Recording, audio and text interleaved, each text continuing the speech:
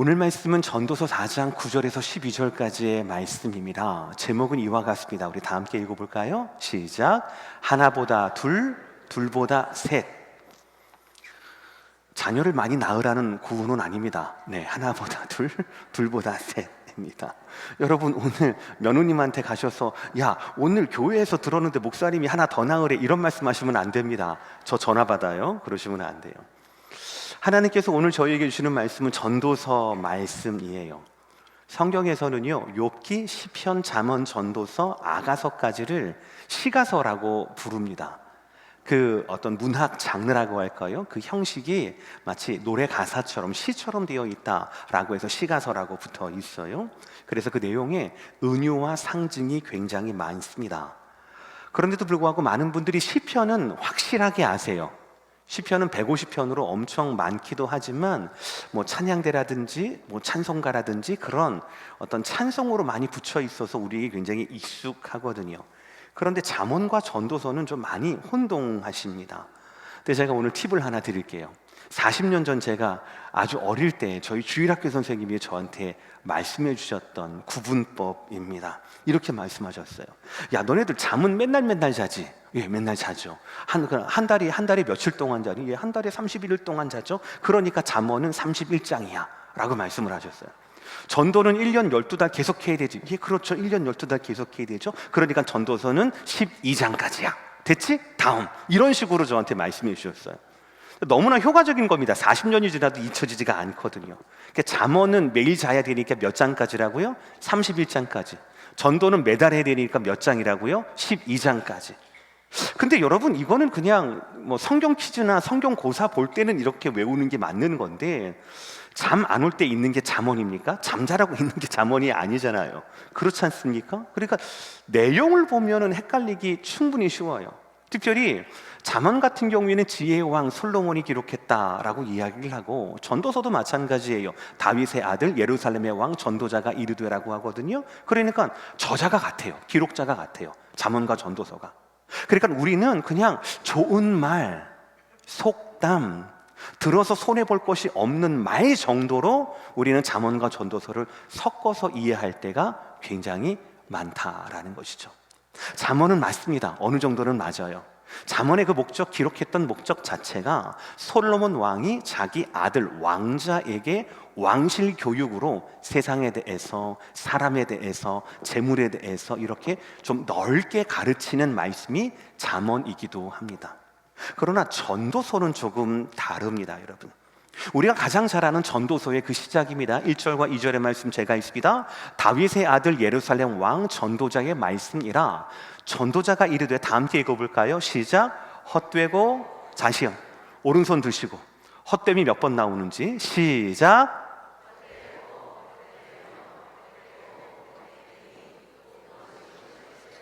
몇 번 나옵니까? 5번이나 나와요. 모든 것이 헛되도다라고 얘기를 합니다. 마틴 루터는 여기에서 전도자의 말씀이란 이 전도자를 설교자라고 번역을 했어요. 왜냐하면 전도자로 번역됐던 이 단어는요, 모으는 사람을 뜻합니다. 그러니까 솔로몬 왕처럼 공식적으로 사람을 모을 수 있는 사람이 사람을 모아놓고 거기에서 스피치를 하는 겁니다. 그러니까 설교를 하는 겁니다. 그러니까 전도서라고 하는 것은 하나님이 왕을 통하여 말씀하시는 메시지라고 보시면 될 것 같아요. 그런데 그 첫 번째 가르침이 무려 5번의 헛됨이에요. 자, 그러면 전도서 마지막 장은 몇 장일까요? 그렇죠, 12장이에요. 그럼 마지막은 좀 다르겠습니까? 전도서 12장 8절 말씀 다 함께 시작. 전도자가 이르되, 손 시작. 헛되고 헛되도다, 모든 것이 헛되도다. 전도서 1장에는 헛됨이 몇 번 등장합니까? 5번. 전도서 마지막 장인 12장에서는 헛됨이 몇 번 등장합니까? 3번. 그러면 처음 시작할 때 5번이었다가 3번 줄어들었으니까 좀 메시지가 우리에게 긍정적인 겁니까? 그렇지 않아요. 전도자가 말씀하시기를, 설교자가 말씀하시기를, 그리고 이 전도자가 보통 사람이 아니잖아요. 솔로몬 왕이잖아요.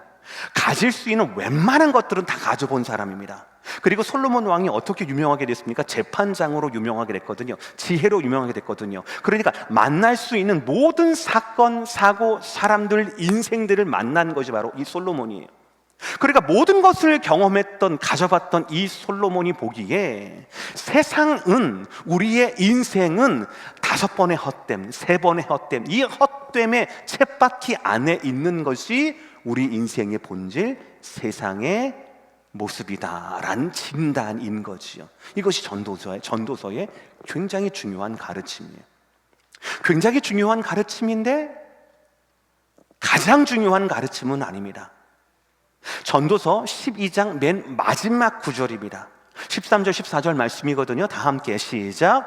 일의 결국을 다 들었으니, 이 말은 바로 뭐냐면 전도자가 솔로몬 왕이 사람들을 모아놓고 설교를 다 하게 된 거예요. 내가 이러이러해 가지고 인생이 얼마나 유한한지, 헛된지를 내가 다 말했다라는 겁니다. 그래 놓고 뭐라고 합니까? 시작.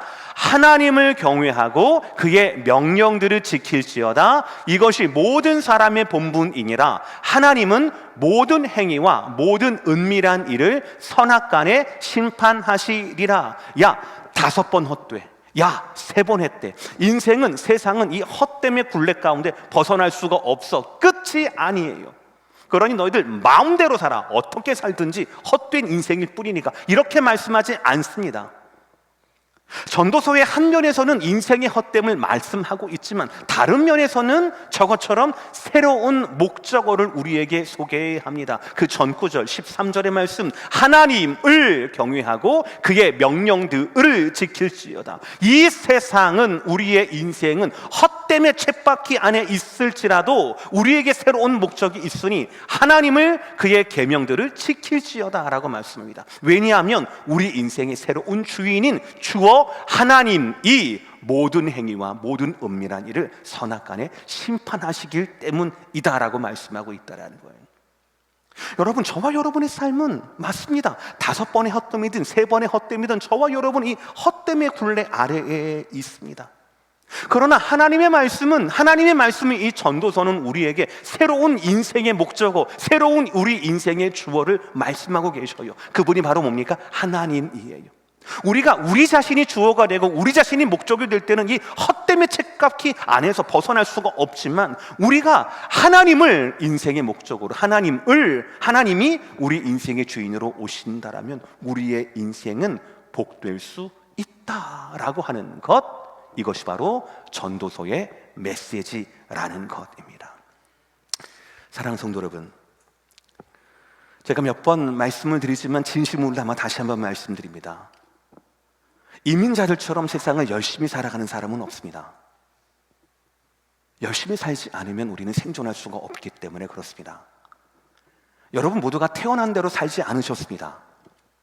열심히 뭔가 방법을, 뭔가 더 나은 것을, 내가 아니면 내 자녀를 위하여서 돌파구를 찾으신 그 발걸음의 끝이 지금 여러분의 모습입니다. 우리 중에 어느 누구도 세월을 허송세월하는 사람은 아무도 없습니다. 그럼에도 불구하고 인정할 수밖에 없는 것은 우리의 헛됨이 5번이든 3번이든 우리의 인생이 과연 뭔가라고 하는 생각이 들 때가 있다라는 것이죠. 열심히 살아왔는데 이게 맞는 건가? 앞으로도 이렇게 살아야 하는 건가? 사랑하는 성도 여러분, 여러분 가운데 혹시 여러분의 삶에 대해서 혹시 헛된 거 아니야? 라고 하는 그런 평범한, 하나님이 없는 인생에 대한 깨달음과 후회가 찾아오신다라면 오늘 전도서의 말씀을 통하여서 새로운 목적어와 새로운 주인이신 하나님을 다시 발견하는 저와 여러분 되시기를 주의 이름으로 축복합니다. 특별히 오늘 말씀은 우리에게 헛될 수밖에 없는 이 세상에서, 헛될 수밖에 없는 우리의 인생에서 하나님이 가치 있는, 하나님의 디자인, 하나님의 선물을 우리에게 소개하십니다. 그것이 바로 뭐냐면 공동체라는 것이에요. 그래서 첫 번째, 하나님 만드신 이 공동체는 아름답습니다. 우리는 공동체의 아름다움을 발견해야 한다는 것이. 우리 오늘 9절의 말씀 다 함께 읽어볼까요? 9절의 말씀 시작. 2 사람이 한 사람보다 나음은 그들이 수고함으로 좋은 상을 얻을 것임이라. 2 사람이 한 사람보다 나음은 그들이 수고함으로 좋은 상을 얻을 것입니다.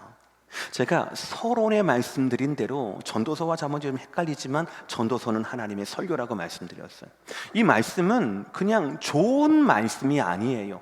맞아요 목사님, 배치장도 맞들면 낫다라고 했는데 그렇죠, 한 사람보다 두 사람이 낫죠. 그게 아니에요. 오늘 말씀은 하나님의 말씀이에요. 그러니 우리는 하나님의 말씀으로 이 말씀을 들어야 합니다. 창조의 하나님을 생각해 보시길 바랍니다. 하나님은 창세기 1장 2장에서 만드신 것들마다, 말씀으로 지으신 모든 것들마다 보시기에 좋았더라, 보시기에 좋았더라, 보시기에 좋았더라고 말씀을 하셨어요. 그러나 창세기 2장 18절 홀로 있는 아담을 향하여서는 뭐라고 하시는가? 혼자 사는 것이 좋지 아니하니, 유일하게 그렇게 말씀을 하셔요. 그리고 돕는 배필을 지으셨어요. 그렇게 완성된 것이 인간의 가정 공동체였습니다. 이 가정 공동체는 하나님 보시기에도 아름다웠지만 서로가 서로를 보기에도 당신은 내 뼈 중에 뼈요, 내 살 중에 살이라라고 노래할 정도로 서로에게 너무너무 행복했었어요. 이것이 공동체의 아름다움입니다. 공동체의 아름다움이라고 하는 것은 우리끼리만 좋은 것이 아니에요. 하나님 보시기에도 아름다워야 한다라는 것이죠.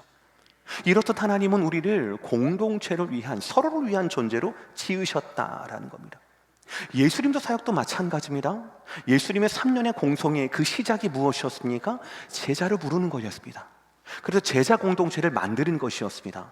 예수님이 3년 동안 뭘 하셨습니까? 그 제자 공동체를 훈련시키는 것이었습니다. 예수님께서 십자가에 죽으시고 부활하시고 승천하시고 난 후에 남은 이 제자 공동체는 어떻게 됐습니까? 제자 공동체가 교회 공동체로 발전을 하게 됩니다. 교회 공동체는 선교 공동체로 확대가 됩니다. 그래서 예루살렘뿐만 아니라 안디옥의 여러 도시마다 똑같은 제자 공동체, 예수님이 훈련하셨던 그 제자 공동체가 확산되고 확대되는, 전파되는 놀라운 역사가 성경의 역사 아니겠습니까? 이렇듯 예수님의 공생에는 이 땅에 예수님이 오신 목적 그 중심에 바로 공동체가 있었다라는 거예요. 공동체로 시작해서 공동체로 훈련시켰고 공동체가 확장되는 것, 이것이 바로 어찌 보면 예수님이 이 땅에 오신 목적이라고 말할 수가 있다는 것이죠. 오늘 본문도 우리에게 공동체의 아름다움을 강조해요. 전도서 4장 직전 구절인 7절과 8절을 보시면은요, 내가 또 해 아래에서 헛된 것을 보았다라고 말씀이 나오거든요. 4장 7절에. 그런데 8절에 등장하는 헛된 것, 헛된 사람은 굉장히 독특한 사람이에요. 이 사람은 아들도 없습니다. 이 사람은 형제도 없습니다. 재산을 나눌 만한 사람이 없는 거예요. 그런데 이 사람이 엄청 부지런해요. 엄청 또 부유합니다. 부자예요. 여기까지 얘기를 들으면 요즘 세상에는 이렇게 좋은 팔자가 어디 있나, 내가 번 걸 내가 온전히 쓸 수 있으니, 나를 위해 쓸 수 있으니 얼마나 좋겠어, 와이프 눈치 보지 않아도 되고 라고 이제 쾌재를 부르시는 분들도 계시겠지만 4장 8절에 그 사람에 대한 하나님의 평가는 이러합니다. 이것도 헛되어 불행한 노고로다라는 거예요. 그런 인생도 헛되고 그런 노력도 사실은 불행한 것이다라고 말씀하고 있어요. 그 말씀이 8절에 있고 이 8절 다음 구절이 바로 오늘의 구절이에요. 이런 흐름을 다시 한번 기억하면서 9절 말씀 다시 한번 읽어볼까요? 시작. 두 사람이 한 사람보다 나음은 그들이 수고함으로 좋은 상을 얻을 것임이라. 그냥 단순히 좋은 말이 아니에요. 이 두 사람의 소구는 좋은 상이 약속되어 있는 그런 수고다라는 것이죠. 이것이 공동체의 아름다움이거든요. 그리고 이것이 분명한 하나님의 뜻이기도 합니다. 우리가 성시교도서기 읽었던 133편 1절의 말씀 시작. 보라, 형제가 연합하여 동거함이 어찌 그리 선하고 아름다운고. 아멘. 이 시편 133편의 그 표제어가 다윗의 성전에 올라가는 노래예요. 그러니까 여기에서 형제가 연합하여 동거함이라는 형제는 피를 나는 형제라고도 할 수 있겠지만 궁극적으로는 예배를 함께 드리는, 성전에 함께 올라가는 예배 공동체, 그리고 신앙 공동체라고 해석이 되어야 합니다. 여기서 연합이나 동거라는 뜻은 여러 사람이 한 자리에 한 가지 목적을 가지고 그 자리에 있는 것을 연합과 동거라고 하는 거예요. 그러니까 공동체, 하나님이 우리에게 허락하시는 아름다운 공동체는 이런 겁니다. 생각은 다를 수 있어요. 가치관은 다를 수 있습니다. 넌 빨간 거 좋아하니 파란 거 좋아하니, 너는 어떤 대통령이 좋니, 이런 거 다를 수가 있습니다. 그러나 목적은 같은 거예요. 하나님을 예배하는 공동체로서의 목적은 같은 겁니다. 하나님 보시기에 선하고 아름다운 공동체를 위한 목적은 같은 겁니다. 하나님은 오늘도 우리에게 연합과 통고를 원하신다. 하나님은 우리에게 공동체를 원하신다라는 거죠. 시대는 반대로 갑니다. 시대는 자꾸 해체하려고 합니다. 흩어지라고 이야기를 합니다. 그러나 하나님은 모이라고 말씀하시고 연합하라고 말씀하시고 예배를 향한 신앙의 공동체의 아름다움을 발견하라라고 말씀하신다라는 사실이에요. 사랑 성도 여러분, 우리를 향한 아름다운 공동체를 발견하기를 원하시는 하나님의 이 마음을 여러분 꼭 사모하기를 주의 이름으로 축복합니다. 그런데 중요한 것은 공동체가 아름답다, 좋다, 여기서 끝나는 것이 아니라 실질적으로 우리가 그 공동체의 능력을 경험하고 경험해야 의지할 수 있다라는 것이지요.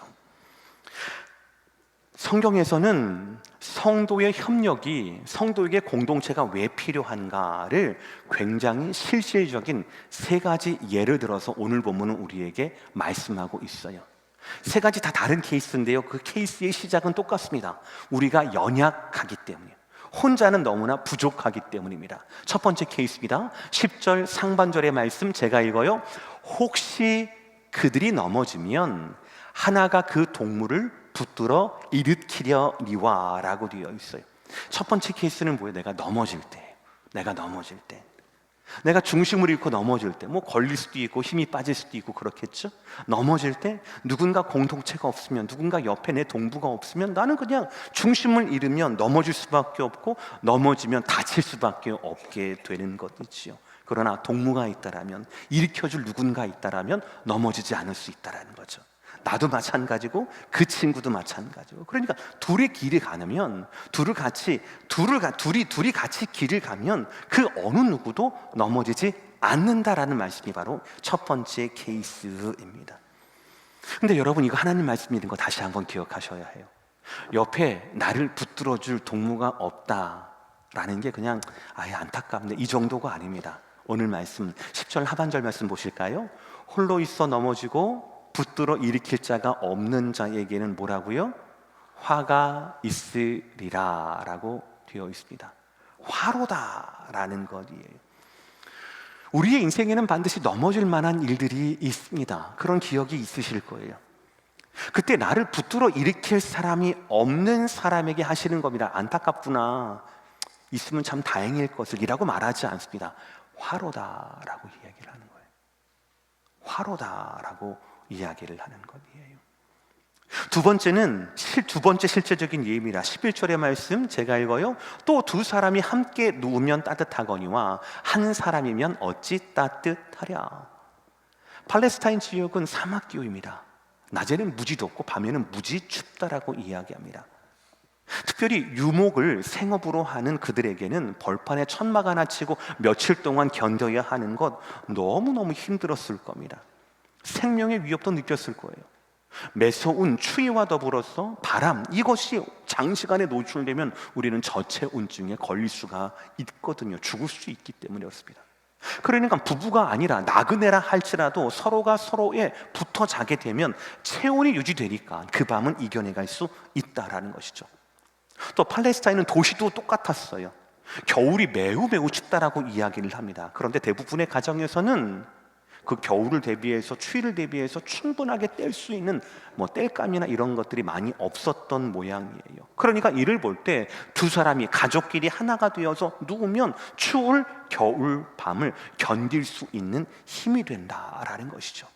그러니까 처음에 내가 개인적으로 넘어지는 사건과 사고, 내 연약함, 그런 게 있을 때도 공동체가 나를 붙잡아 준다라는 것이고, 두 번째 겨울밤, 밤마다 예상되는 그 외로움과 그 힘든 가운데에서도 공동체는 내가 생존할 수 있는 귀한 능력이 된다라는 사실이죠. 마지막 세 번째는 아주 극한한, 전쟁과도 같은 극한 상황 속에서도 공동체가 내 능력이 된다라는 말씀이에요. 우리 다 함께 12절의 말씀 읽어볼까요? 시작. 한 사람이면 패하겠거니와 두 사람이면 맞설 수 있나니 세 겹줄은 쉽게 끊어지지 아니하느니라. 할렐루야.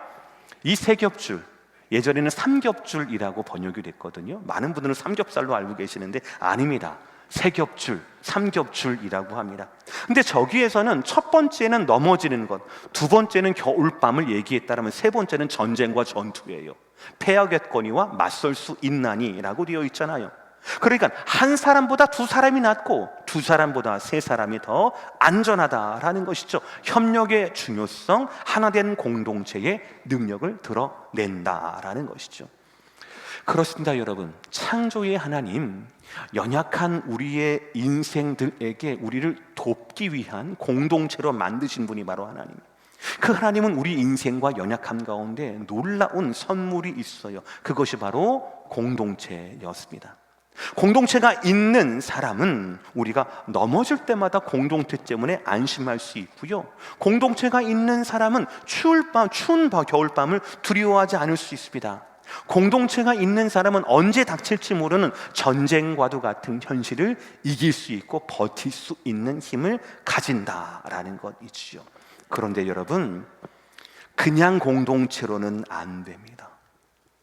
전도서 12장 마지막 절에 말씀했던 13, 14절에서 말씀했던 그냥 공동체가 아니고요, 하나님을 새로운 목적어, 하나님을 새로운 주어로 만드는 공동체여만 합니다. 진정한 공동체는 바로 복음의 공동체라는 것이지요.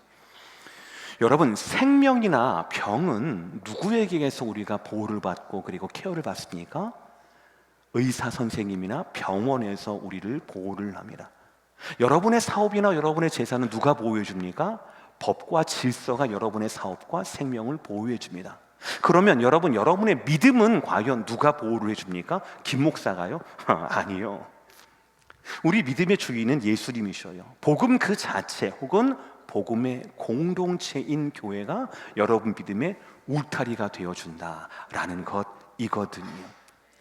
이 교회 공동체 안에서, 이 울타리 안에서 서로가 서로를 지키는 겁니다. 그래서 한 사람보다 두 사람이, 두 사람보다 세 사람이 낫다라는 것이지요. 우리나라 말 중에 유유상종이라는 말이 있습니다. 보통 이 유유상종은 우리가 좀 나쁜 때, 나쁜 의미로 쓰일 때가 되게 많아요. 뭐 끼리끼리 논다, 뭐 그렇게 얘기를 하거든요. 그러나 여러분, 정말 우리는 끼리끼리 놀지 않습니까? 그렇죠? 교회 한 10년, 20년 다니면 전도할 사람이 없어져요. 왜요? 끼리끼리 노니까요. 그렇죠? 유유상종은 거의 진리와 가까운 말씀인 것 같아요. 근데 생각을 해보세요. 여러분, 만약에 문제가 생겼을 때 가장 먼저 누구에게 달려갑니까? 문제가 생겼을 때 가장 먼저 달려가는 사람은 내가 가장 신뢰하는 사람, 가장 가까운 사람에게 달려가게 되어 있습니다. 그리고 여러분, 문제가 딱 생겼어요. 그리고 그 문제에 대해서 누구를 찾느냐에 따라서 이 문제가 어떻게 해결되는지 그 방향이 결정되는 것 동의하십니까? 동의하시죠. 그러니까 우리에게 신앙의 공동체, 나를 섬겨줄 수 있는 준비가 되어 있는 신앙의 공동체, 신앙의 울타리가 얼마나 중요하겠습니까? 왜요? 연약하거든요. 넘어질 수 있고요, 추운 밤이 있고요, 전쟁과도 같은 현실이 우리 앞에 있지 않습니까? 그렇습니다. 우리 공동체는요, 나의 삶을 언제든지 우리의 삶으로 확장하기 위한 유일한 훈련처. 서로가 서로를 위해 중보하고 서로가 서로를 위해 아낌없이 섬기고 봉사하는 공동체가 바로 이 세상에는 없어요. 바로 교회 공동체밖에 없다라는 것이죠. 모든 세상에서는요, 자기의 이익, 자기의 주장을 어떻게 하면 관철시킬까만 생각을 하잖아요. 그런 가운데 교회는 뭐를 연습합니까? 예수 닮는 것을 연습하는 공동체이잖아요. 섬기는 것을 원하는, 다른 사람을 위해 사랑하는 것, 헌신하는 것을 말씀을 듣고 그것을 결심을 하며 그것을 훈련하는 공동체가 유일하게 우리 교회 공동체 아니겠습니까? 그렇죠, 여러분들. 그렇습니다. 구원의 공동체, 하나님의 뜻을 최우선으로 하는 공동체가 여러분 가까이에 있습니다. 전투는 결코 혼자 할 수가 없어요. 같은 편이 있어야 적의 공격에 맞설 수 있습니다. 우리 모두는 약하거든요. 그래서 우리 모두에게는 서로에게 힘이 되어주고 세상에서조차 맞설 수 있는 하나님이 원하시는 진정한 공동체, 복음이 중심이 되는 그런 복음의 공동체가 필요하다라는 것이죠. 마치 초대교회처럼 말이죠.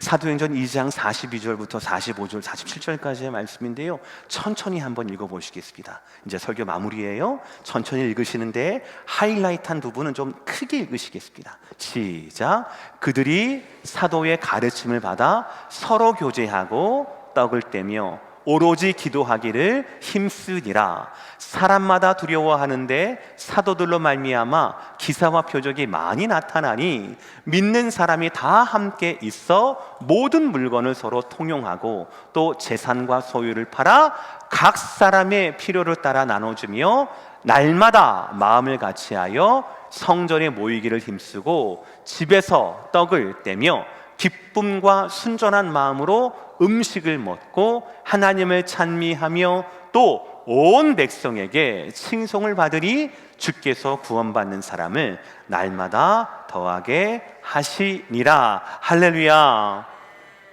이 사도행전 2장에 나와 있는 초대교회는 우리 교회와 우리 교구, 우리 목장 사역의 가장 이상적인 모델이라고 할 수가 있겠습니다. 우리는 2000년 지났지만 우리는 이것을 인정합니다. 사모합니다. 초대교회에 대한 말씀을 비추어 봤을 때 건강한 공동체는 어떤 공동체입니까? 일방적인 소통이 아닌 서로 함께하는 교체, 서로 함께 교제하는 곳입니다. 그리고 공동체는, 이 교구는요, 이 목장은 그냥 속상한 일, 힘든 일만 나누는 것이 아니라 기쁨과 순전한 마음을 나누는 곳이고요, 단순한 친목 모임이 아니라 각 사람의 필요를 알고 채워주는 곳이라고 합니다. 불평을 늘어놓기보다는 오로지 기도하며 마음을 같이하며 하나님을 찬미하는 공동체, 그런 교구, 그런 가정, 그런 교회가 하나님이 원하시는 복음으로 하나 되는 복음의 공동체라는 것이에요. 말씀 마무리하겠습니다. 저는 우리 교회가 너무나 자랑스러워요.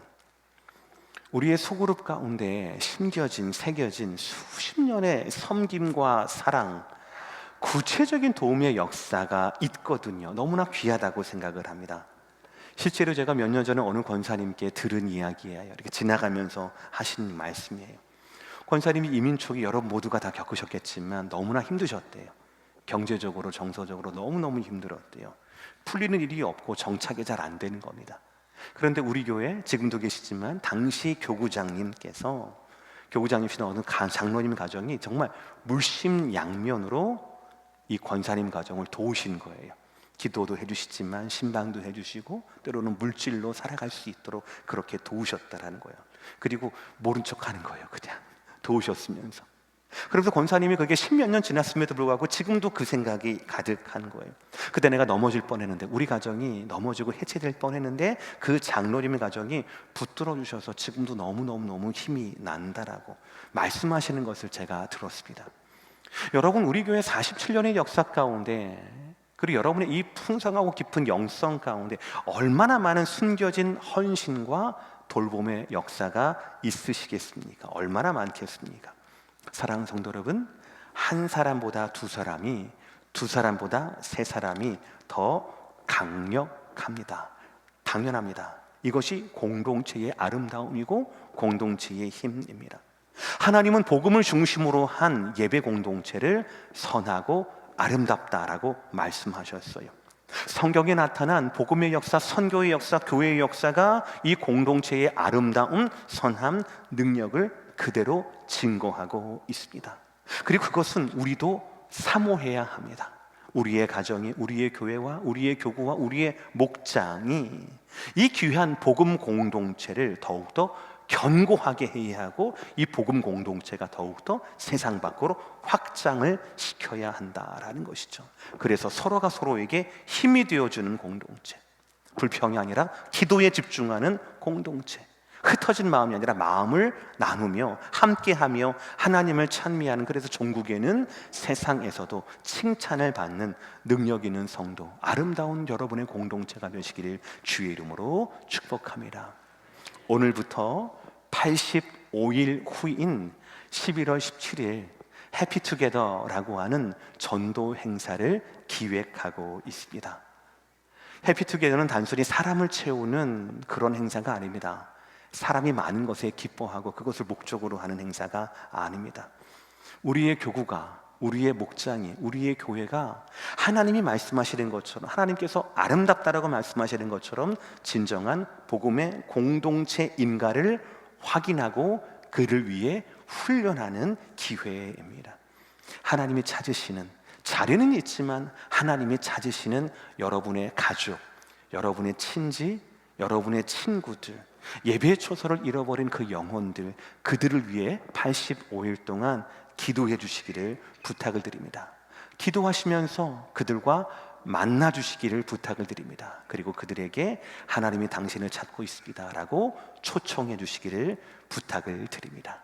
하나님께서 말씀하시는 것처럼 하나보다 둘이, 둘보다 셋이 복음을 믿고 하나님을 새로운 주어와 새로운 목적으로 삼는 공동체라면 그것이 하나님께 선하고 아름답다라고 했으니, 사랑하는 성도 여러분, 여러분의 가정이, 여러분의 교구가, 여러분의 목장이, 여러분의 교회가 하나님이 보시기에 선하고 아름답고 능력 있는 공동체가 되기를 주의 이름으로 축복합니다. 기도하겠습니다.